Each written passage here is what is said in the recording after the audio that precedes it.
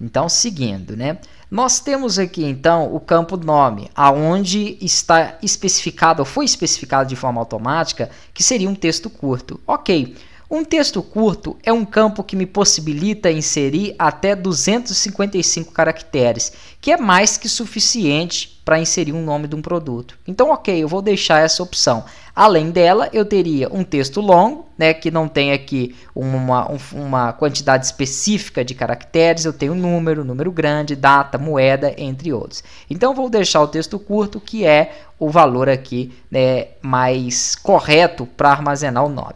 Agora, valor, que é o valor do produto, que eu poderia colocar aqui preço também, tanto faz, é interessante que seja em moeda. E se eu seleciono a opção de moeda, eu também tenho algumas configurações para poder fazer, como por exemplo o tipo, né? Então eu tenho aqui a moeda em reais, eu tenho aqui em euro, eu tenho aqui em outros tipos, como porcentagem, número científico, são um formato básico que eu tenho para esse campo.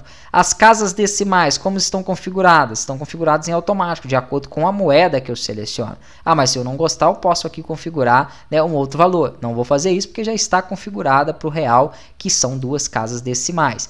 Clico novamente sobre o campo. Lembrando que para mostrar essas opções, você tem que clicar sobre o campo, ok? Se você clicar fora, ó, ele tira elas. Então, cliquei fora, quero voltar. Clico novamente sobre o campo e eu continuo vendo. Valor padrão. Se você não colocar nada, então ele mostra 0. Legal, é isso mesmo. É um campo requerido, né? Por exemplo, existem aqui, eu não falei disso aqui no campo texto curto, ó, mas vamos supor que toda vez que eu cadastrasse um produto, eu falasse que é obrigatório você colocar o nome dele, que seria o mínimo a se fazer aqui. Então, eu coloco aqui que ele é requerido. Ele não vai deixar eu inserir o registro se eu não colocar o nome. A mesma coisa, o valor. Ah, não, talvez o valor não seja requerido. Por quê? Porque eu estou cadastrando esse produto, mas eu ainda não sei a quanto eu vou vender ele. Então, não seria interessante aqui, por exemplo, de início, colocar que o valor é requerido, porque pode ser que futuramente eu venha lançar esse valor, né? A quantidade ela fica ideal sendo em número, porque neste caso não preciso de texto, não preciso de moeda, vai ser somente um número. Esse número vai ser como? Inteiro longo? Perfeito. Né? Ele tem casas decimais? Não vou colocar aqui nenhuma casa decimais. Um inteiro longo, por forma automatizada, não tem nenhuma casa decimal. Ele é requerido? Não, porque depois pode ser que eu queira lançar futuramente essa quantidade. Eu não sei quantos produtos, por exemplo, eu vou pegar de um fornecedor, então eu posso lançar depois essa quantidade. Então é interessante, de acordo com a estrutura de tabela, né, que você precisa, você vai então montando esta linha aqui de configurações. Ok, vai ser somente isso então por enquanto para a minha tabela de produtos. Eu venho com o botão direito e clico em salvar, estão salvo as informações. Tá, mas e como eu lanço valores nessa tabela? Na forma que estava anterior. Lembrando que nós entramos no modelo aqui do design, que é a estrutura da tabela. Se eu quero lançar valores, eu tenho que passar para o modo de exibição de folha de dados, que era o módulo anterior. Só que nesse modo anterior, eu tinha somente o código. Ah, bacana. Agora, além do código, eu tenho nome, valor, quantidade, que foram os campos que eu coloquei.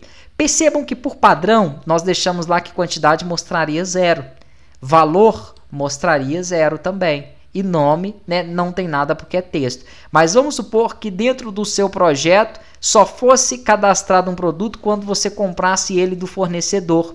E aqui então eu poderia colocar, vou voltar para o modo design, clicando aqui com o botão direito, modo design, uma forma diferente. Eu poderia então colocar que a quantidade, o valor padrão seria pelo menos de 1. É um exemplo que eu estou dando. Por quê? Porque se eu estou comprando esse produto do fornecedor, significa que eu estou comprando no mínimo 1. E aí quando eu volto aqui para o meu modo de folha de dados, ele pede para salvar a tabela, vou clicar em sim, ele mostra aquele valor ali. Neste caso, como eu estou dando um exemplo que eu posso cadastrar sem ter ainda pedido aquele produto, eu vou deixar 0, porque aí depois eu dou a opção aí, né, de inserir um outro valor ali. Então, vou voltar novamente para exibição. E como que eu faço para registrar? O código eu não coloco nada, porque ele é auto-incremento e é a minha chave primária. Então, o nome, vamos supor aqui que eu coloque, por exemplo, arroz, ok. Vamos colocar aqui um valor para ele, vamos inserir aqui, por exemplo, um valor de 15. A quantidade, vamos inserir aqui 5. E perfeito, quando eu clicar fora aqui, ó, ou clicar na linha de baixo, já está inserida essa informação. Eu poderia vir aqui e selecionar outra opção qualquer, né? Inserir uma outra opção. Com Tab, você passa de uma coluna para outra. Ó. Pronto. E se eu pressiono Tab novamente, eu tenho inserido aquele registro. Então, na minha tabela de produtos, eu tenho agora 2 registros inseridos, ou seja, 2 produtos aqui inseridos. Aqui abaixo, ó, eu posso navegar entre esses registros. Então, aqui eu tenho essas informações de quantos registros foram inseridos e consigo aí navegar entre eles.